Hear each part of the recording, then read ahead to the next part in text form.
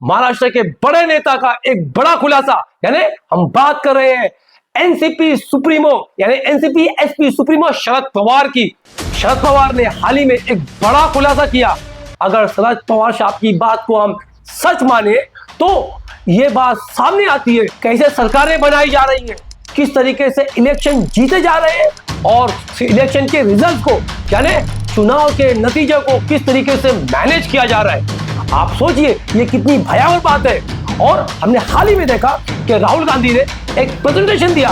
उन्होंने सबके सामने, पूरे देश के सामने ये बात रखी और कहा कि किस तरीके से पूरे देश में आज इलेक्शन मैनेज किए जा रहे हैं। उन्होंने खास करके महाराष्ट्र और उन्होंने हरियाणा, मध्य प्रदेश, ये तमाम जगहों पे इलेक्शन कमीशन ऑफ इंडिया पे सीधा इल्जाम लगाते हुए उन्होंने कहा कि election commission of India vote की चोरी कर रहा है।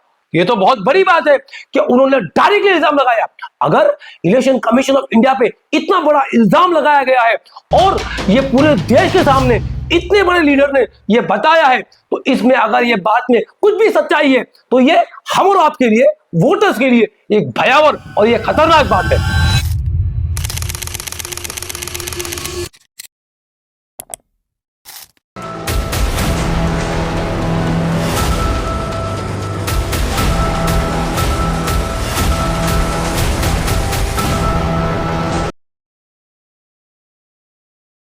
शरद पवार ने हाल ही में नागपुर के एक फंक्शन में ऑन रिकॉर्ड कैमरा के सामने ये बात कही कि मुझे यानी 2024 में जो हमारा विधानसभा इलेक्शन हुआ था महाराष्ट्र का, उन्होंने कहा कि मेरे घर पे यानी दिल्ली में उनके जो सरकारी निवास है वहां पर जो उनके बंगले पे 2 लोग आए और उन्होंने कहा कि अगर आप चाहो तो हम आपके लिए इलेक्शन को मैनेज कर सकते हैं। यानी महाराष्ट्र में कुल 288 सीटें हैं और उसमें से हम आपको 160 सीट पर डायरेक्टली जीत दिला के देंगे। यानी 160 सीट का मतलब आपकी सरकार बन जाएगी।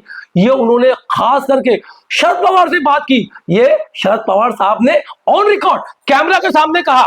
विधानसभेच्या निवडणुका जाहीर झाल्या त्याच्या आधी दिल्लीमध्ये मला काही लोक भेटायला आले, 2 लोक, आणि त्यांनी आम्हाला सांगितलं की महाराष्ट्रामध्ये 288 विधानसभेच्या जागा आहेत, आम्ही तुम्हाला 160 जागा निवडून येण्याची गॅरंटी देतो।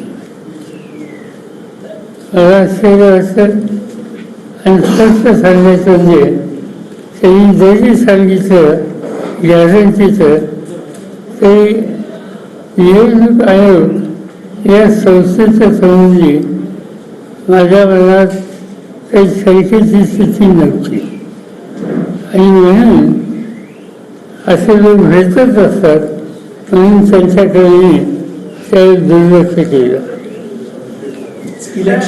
आणि ते झाल्याच्या नंतर त्या लोकांची आणि राहुल गांधी यांची निवड झाली, त्या लोकांना जे काही म्हणायचं होतं ते राहुल गांधींच्या समोर म्हणलं, पण राहुल गांधींचं माझं मत या कामात आपण लक्ष देऊ नये, हा आपला रस्ता नाही, आपण लोकांच्याकडे जाऊ आणि लोकांचा पाठिंबा मिळेल कसा जाईल हा निर्णय मी घेतला आणि त्याकडे दुर्लक्ष। शरद पवार कहते हैं कि मैंने मना कर दिया और मैंने कहा कि हम डायरेक्टली पब्लिक के बीच में जाएंगे और इलेक्शन लड़ेंगे। और उन्होंने फिर वो 2 आदमियों को राहुल गांधी से मिलाया। आप सोचिए, शरद पवार कह रहे हैं, शरद पवार कोई मामूली आदमी नहीं, वो सिर्फ महाराष्ट्र के नहीं, इंडिया के वरिष्ठ लीडरों में से उनका नाम आता है। वो कह रहे हैं कि वो 2 आदमी को हमने राहुल गांधी से मिलाया और वो 2 आदमी ने जो इनके पास वो ऑफर लेके आए थे, वो 2 आदमियों ने राहुल गांधी के पास भी यही ऑफर रखा। उन्होंने कहा कि हम महाराष्ट्र इलेक्शन में महाविकास आघाड़ी को 160 सीट दिलाएंगे और फिर राहुल गांधी ने भी उनकी बात नहीं मानी और उन्हें जाने को कह दिया। तो अगर राहुल गांधी की, शरद पवार साहब की ये बात को हम सच माने तो ये हमारे लिए, आपके लिए, वोटर्स के लिए ये कितना डेंजरस सिचुएशन है। इस तरीके से इलेक्शन मैनेज किए जाएंगे, मतलब तो हमारे और आपके वोट देने के क्या माने और क्या मतलब।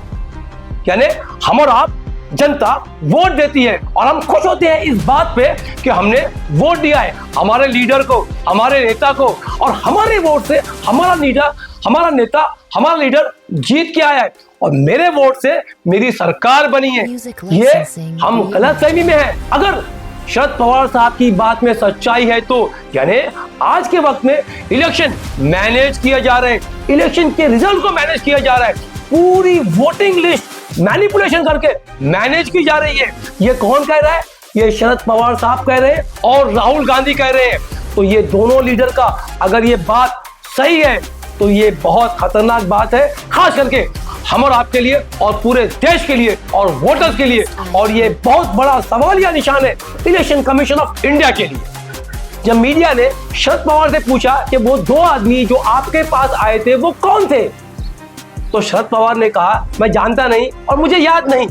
तो ये तो एक कोई आंसर नहीं हुआ, क्योंकि इतने बड़े वरिष्ठ नेता के पास कोई मिलने आता है तो जाहिर सी बात है, तो इतने बड़े वरिष्ठ नेता के पास जाने के लिए वो जो 2 लोग आए होंगे उन्होंने पूरा प्रोटोकॉल किया होगा, उन्होंने नाम लिखा होगा, फोन नंबर लिखा होगा, एड्रेस दिया होगा, वो कौन है, अपना आइडेंटिटी प्रूफ दिया होगा उनसे मिलने के लिए। और उसके बाद में शरद पवार ने उन दोनों को राहुल गांधी से मिलाया। तो राहुल गांधी देश के नेता है, कांग्रेस के वरिष्ठ नेता है और लीडर ऑफ ऑपोजिशन है आज की तारीख में। तो उनके पास जाने के लिए वो 2 आदमियों ने कितना प्रोटोकॉल फॉलो किया रहेगा, अपना नाम, अपना एड्रेस, अपना पता, अपना फोन नंबर और अपना पूरा आइडेंटिटी प्रूफ दिया होगा। तो फिर आज अगर ये बात जब शरद पवार ने इलेक्शन के 8-10 महीने के बाद में ये बात का खुलासा कर रहे हैं तो उनको ये भी डेफिनेटली बताना चाहिए कि वो 2 लोग कौन थे, और ताकि इस पे इंक्वायरी हो सके। और एक तो सबसे बड़ा सवाल है कि 8-10 महीने के बाद में ये बात का बोलना, खुलासा करना, इसके क्या माने और क्या मतलब है। वो जो 2 आदमी आए होंगे वो हमारे तुम्हारे जैसे नॉर्मल आदमी, एक आम आदमी तो नहीं होंगे जो शरद पवार साहब से मिल रहे हैं, जो राहुल गांधी से मिल रहे हैं और उनको इतना बड़ा प्रपोजल दे रहे हैं। तो वो जो 2 आदमी इतनी बड़ी यानी सरकार बनाने की बात कर रहे हैं और दावा कर रहे हैं कि हम आपको सरकार बना के देंगे, महाराष्ट्र में हम आपको 160 सीट्स ला के देंगे। अगर इतना बड़ा दावा करने वाला कोई मामूली आदमी डेफिनेटली नहीं रहेगा, तो फिर वो कौन था?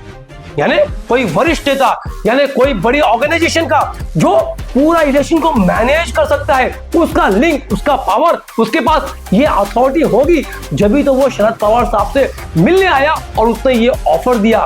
तो हमारी और ये पूरी जनता की और पूरे महाराष्ट्र के लोगों की ये मांग है कि शरद पवार साहब वो 2 आदमी का नाम बताए ताकि इंक्वायरी की जा सके in the larger interest of the people of Maharashtra and the country.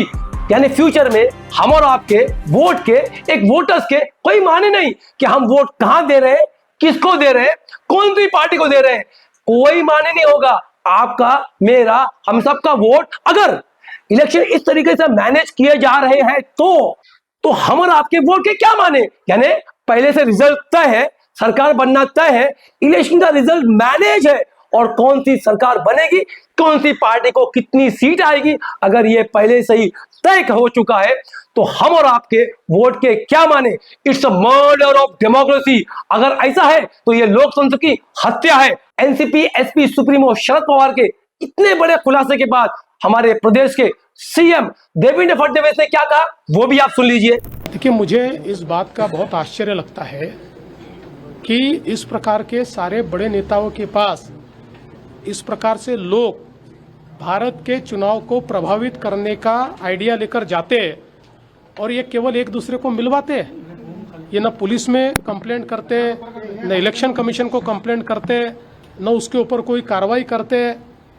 तो इसका सीधा मतलब ये होता है कि क्या आपने उनका इस्तेमाल करके देखा, वो ऑफर लेकर आए थे तो इसलिए इस प्रकार की बातें कहना, मुझे ऐसा लगता है कि अभी ये स्टोरीज बनाने वाली बात है।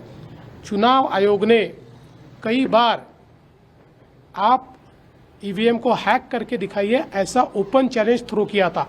8-8 दिन तक कोई भी आए और ईवीएम को हैक करके दिखाए, कोई कर नहीं पाया। आपके पास है कोई तो ले जाइए, इलेक्शन कमीशन में।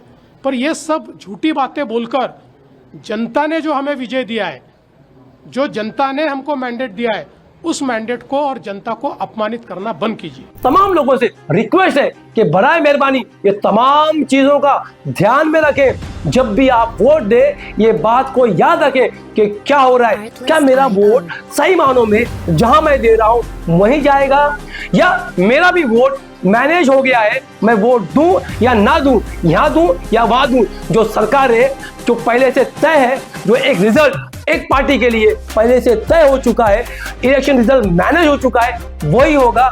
यानी हम और आपके साथ में, वोटर्स के साथ में ये एक धोखा किया जा रहा है, हमारे इमोशन के साथ में, और खास करके वोटिंग जो हमारा राइट है, हमारा अधिकार है, उसे तार तार करने का एक प्रयास हो रहा है। और it's a murder of democracy, ये लोकतंत्र की हत्या ही है अगर ऐसा हो रहा है तो। Thank you very much for listening. जय हिंद, जय महाराष्ट्र।